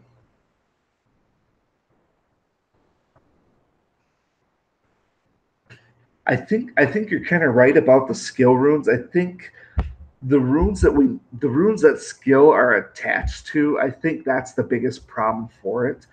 I think we need like I don't know, two skill slots and then still a high powered attack stat just to we almost need another rune class called like a healing rune or something like that. That's I guess the closest thing we have to it is that survivor rune. I should look to see what's actually on there.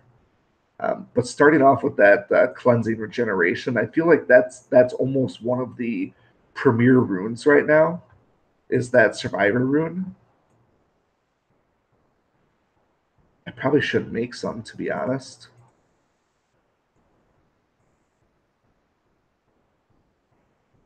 So, oh, see, it's defense, health, defense. There isn't even skill on there. That's the problem. If they made a rune like this that gave you skill as maybe one or two of these, and then defense or health, um, I think that would be a good rune to be honest.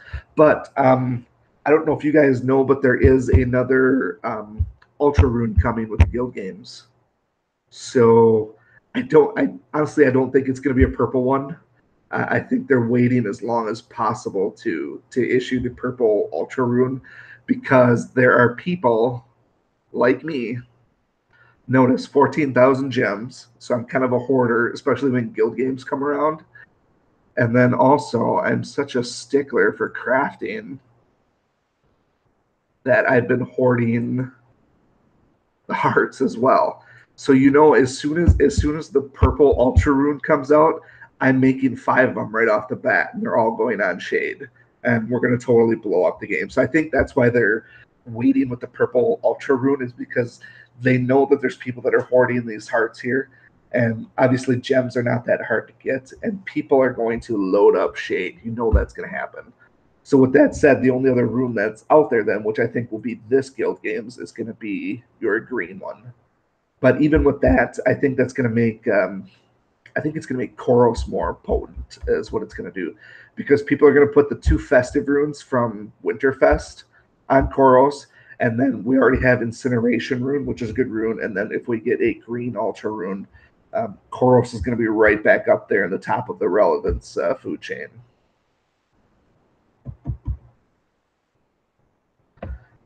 Kieran on my friends list. Are you actually listed as Kieran, or are you somebody secret that I don't recognize? 'Cause most days, I'll tell you, when I play, I don't do a lot of campaign dungeons, so usually I get to the point in the friends list is only about 5 or 6 down by the time I get through the dungeons. There's probably no friends in this one, isn't there? Oh, there it is. Yeah, so I only get this. This is usually how far I get as far as using friends. So there's so many people on here that I never touch. But rest assured, with the guild games, there's going to be a quest out there that says use friend heroes probably 50 times over the course of the week. So regardless how far down you are, I am going to get to you.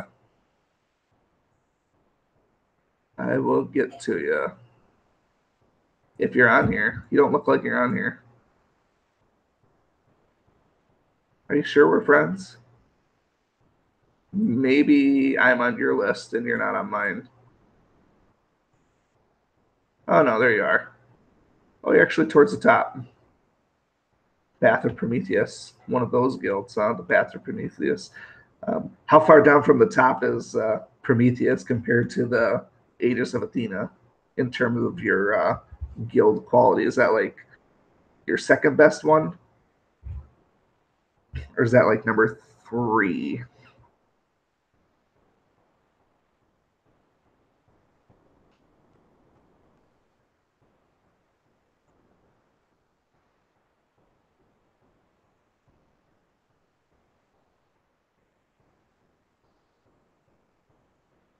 I don't know why this is my auto run team right now.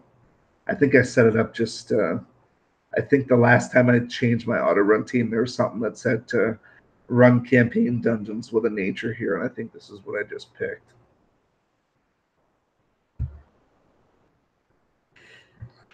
Yeah, I kind of wonder with some of the other guilds how the promotion aspects works.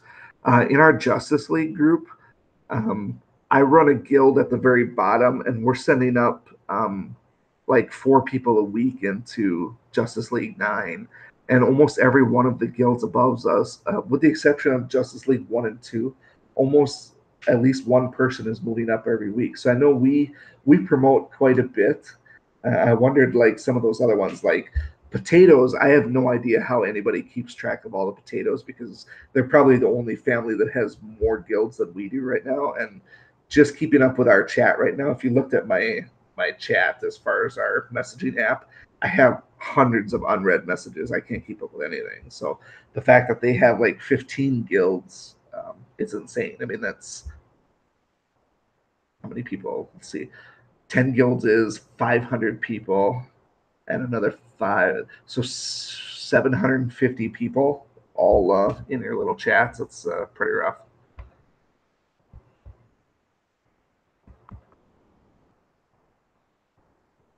Are you saying you're personally in the top 50 PvP, like the Boss 100? Or is your guild is top 50 in PvP?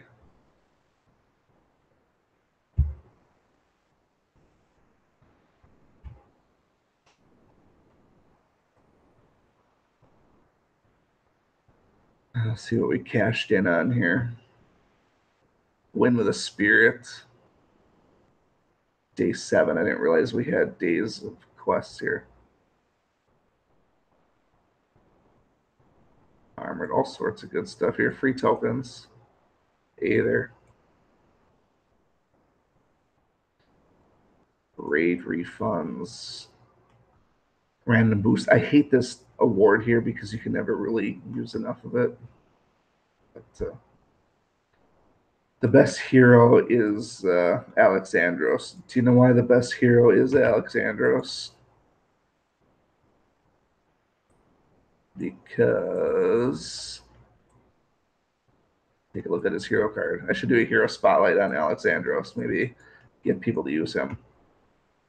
It's funny. A long time ago, I didn't even see him. There he is.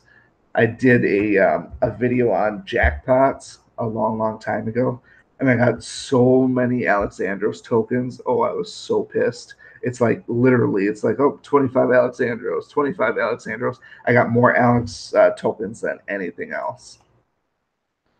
But I didn't know he had this, to be honest. But the Beast Hunter, I thought when the Beast teams first started to rise to prevalence, that maybe Alexandros and William were going to be worth something. And I'll be honest, I poured my absolute best runes into Sir William, and I could barely get him out of the first turn. It was insane. So 48th out of the top 100. That's actually pretty impressive. Um, I know what it takes to get and stay in the top 100 for PvP. So anybody that goes for the top 100, I definitely support you. I like to only do it probably once. I probably do top 100 about once every 2 months or so. It just drains me so much with the amount of PvP, partially because I don't get a lot of 20 plus streaks and really string those together. My streaks tend to end routinely around 17 or 18. So I'm not getting a lot of those heavy streaks like these guys here. When I checked it earlier tonight, the top was 84 and 0. Like this here, 92 and 0. There's no way that I'm winning that many in a row, and so it's not something that I try to commit too much time to. Kieran Gray, friends, social, friends, Lord Midas. Are you saying you want to know what you could do better if you didn't lose?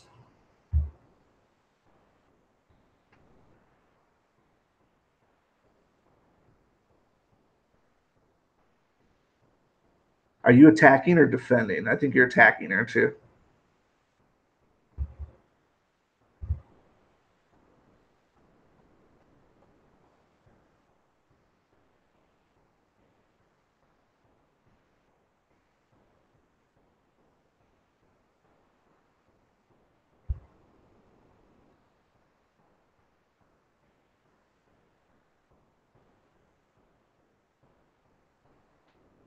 Man, corpse eating by Leo. That's the worst. Leo does so little damage. I always hate when Leo ganks one of my heroes. I was gonna say, if you haven't lost an attack yet, this person's getting absolutely whomped. So, defense wise, I think you got this one. Because if you were the attacker here, my first question would have been, why on earth are you not bringing a hopper team for both Solaris and Leo? Now I can see somebody wanting to try and use a freeze team, but freeze team isn't going to cut it for the most part. Not if you have a pretty souped up Grognog. Yeah, that guy's dead in the water, big time. He had no revival and he had no corpse removal. So I don't know what on earth he was thinking going against this team here. So that was an easy win for you. But yeah, as far as your replay goes, I didn't see that you had lost at all. So I don't know if you actually did lose, and that's why you're looking for pointers. But I think if you're in the top right now, you're doing pretty good, at least streak wise.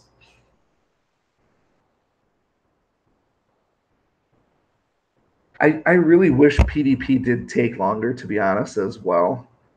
Um, I don't know. As soon as there's those purple ultra runes come out, Shade is going to be right back to where he was, where he can just obliterate anybody except for Echo and Solaris because of um, the spirit immune.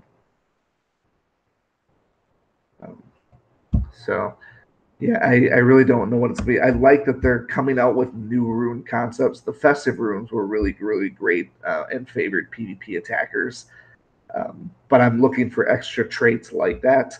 Um, I would like a rune trait that is on par with like the haste rune. I don't know if any of you guys ever got a haste rune. I've only ever even seen one in PvP attacks, probably less than 5 times as far as rune haste goes. But some of those 4 stats, if you got one that maybe proc like something uh, like a Leo revive when you die, so bring somebody back to life. I think that would be a really cool 4th stat as well. So you could not have Leo on your team and still benefit from something like that.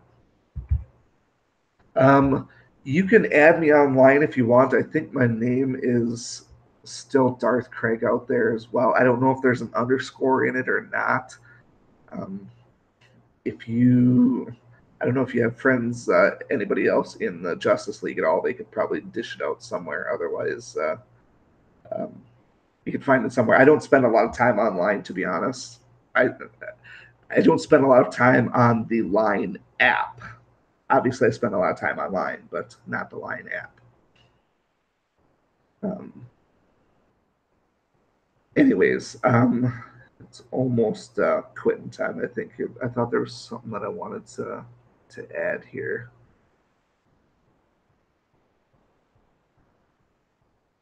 Oh, I was just gonna say hi to Foxy. Oh, and Nathan. Nathan was one of my very first subscribers. I think you were like definitely before I even hit 100. I think even before I hit 50, um, what I would call a legacy subscriber, for sure. It's one of my longest loyal supporters.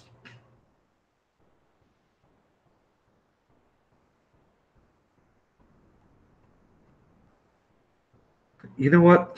Netflix is kind of a weird one for me. I signed up for Netflix when it was in its infancy.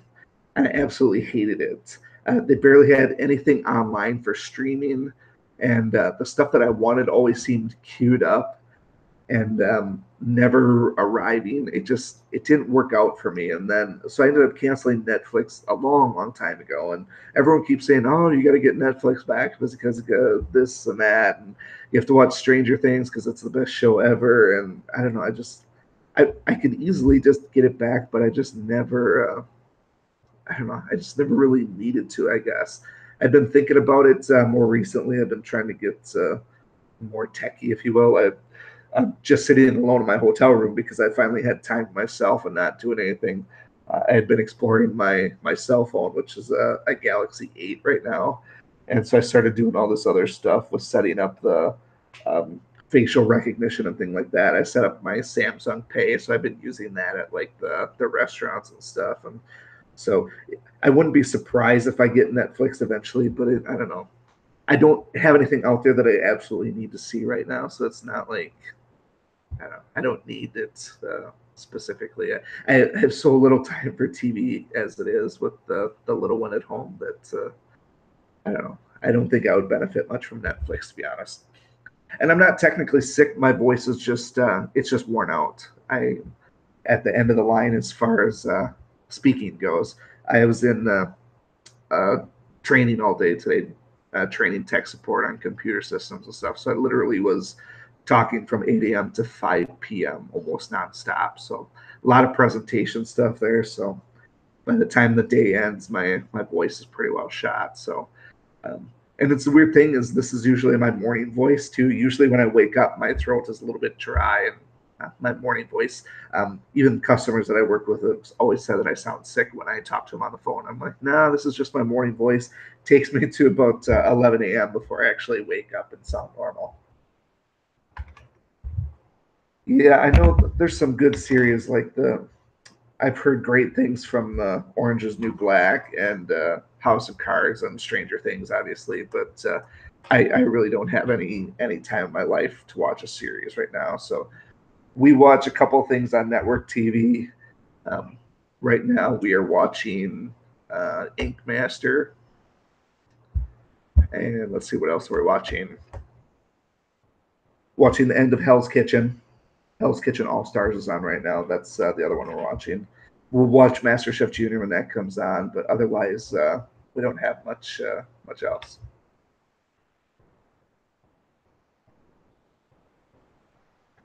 I hadn't really considered a video on the guild games coming up. I'm wondering personally. Um, I don't know how many how many of you guys are long time legacy players, but way back earlier in the game, back when the events used to be just basic events, and they would have the very hard dungeons, even pre-rune days. That's what we're looking for. Some of us are really looking for those very hard dungeons to be back, and I think they're trying to accommodate too many different player levels that they're making some of the hard dungeons hard, but everything is scaled. Whereas those very hard, you couldn't even do them unless you were at a high end level back in the day because there was no runes. Um, but if there was some very hard dungeons that people needed help beating, I think that would warrant a video. But it's really going to come down to what the quest lines are. I think, to be honest, I don't know if you've seen from my home screen here, I have a lot of stamina that I'm going to be burning here. So this is going to be just grinding the heck out of it to get us up to top 5. I probably won't have time over the next week to do a video on anything um, guild games related unless there's specifically a dungeon out there that people are just having a hard time doing. That's my thought, at least.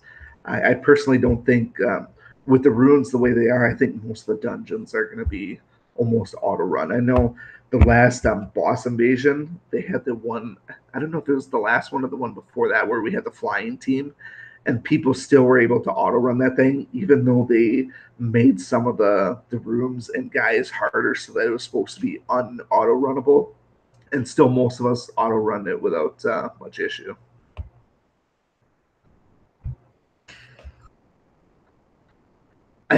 I really do want to do other games. I'm hesitant about posting other videos on this channel because I feel like the only reason that people tune into this channel here is to see the dungeon boss content. So just to throw this out there, let's just say I played Clash of Clans and I started posting Clash of Clans video. I feel like people are going to be like, well, I didn't come out here to watch Clash of Clans because I could just watch Johnny Clasher 1, 2, 3 or whatever, and see somebody who's really good at that game and trust their insight more than mine.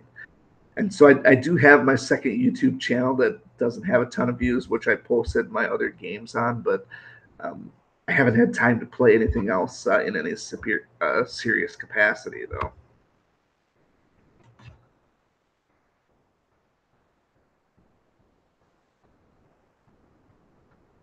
That's true. I mean, I eventually I would like to post some other stuff. It's just I think for the most part I don't have time to even record anything.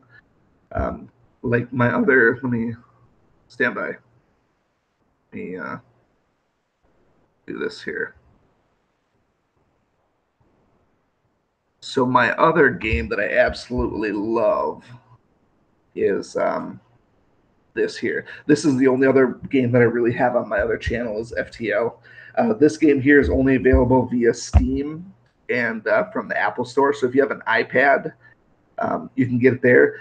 They basically stopped development of the game before it reached the Android market. They never released it for Android, which was a real bummer because I would love to have this on my tablet. This is the absolute perfect airplane game because it doesn't require a network connection at all. You can just play it as you see fit. So if you have a tablet and you travel a lot, FTL is super fun. So it caters to the real time strategist if you love those types of games. And it's although if you're one of those people that really bitches in Dungeon Boss about RNG losses in PvP, this game here will have your it'll have you pulling your hair out because there's a ton of RNG in here. There's little random events that come up that basically says, "Oh, this thing exists out in space. Do you want to investigate it or leave it be? And then you go investigate it, and it turns out that it's some hostile alien, and he kills one of your guys. But I don't know if anybody's ever tuned into my my other channel though.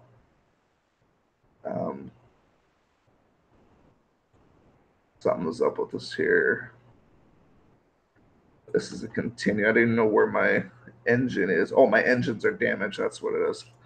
But no, every time you basically you're just jumping from node to node, and every little jump turns into a real-time strategy game. Basically, here's one of the little mini events that comes up. So there's a scout ship out there where I can aid the ship or stay out of it. And so I went to aid them, and then this drone attacked me. So now I have to fight this drone.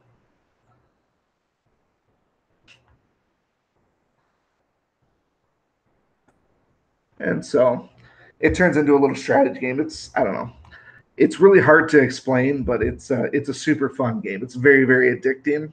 I definitely recommend it. If I ever had to recommend the game, this is going to be one of them. And if you have an iPad, it's also super fun. Anyways, this was the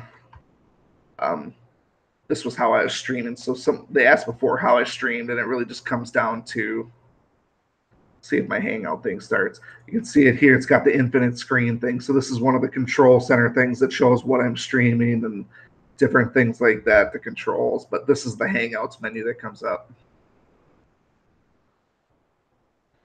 Anyways, yeah, it's 11 o'clock on my end, so I'm gonna shut down too, just because it's getting a little bit late on my end, and I have another full day of presentations tomorrow, so my voice is gonna be shot.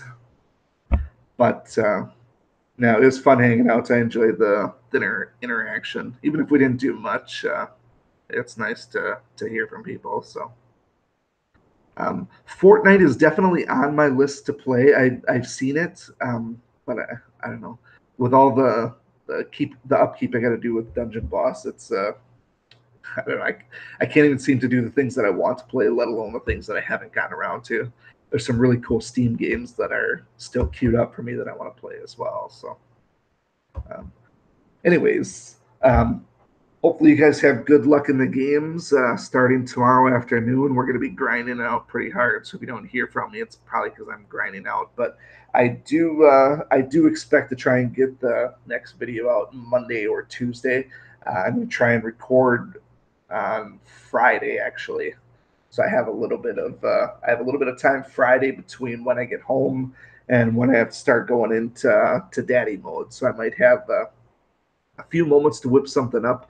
I do have a longer video prepped. It's just it's taking a lot of research, so I do have one that I think is going to benefit a lot of people, but we'll keep that under wraps for now.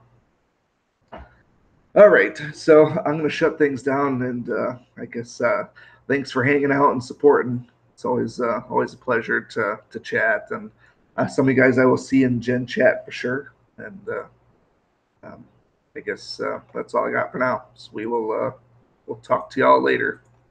So hopefully have a good rest of the night.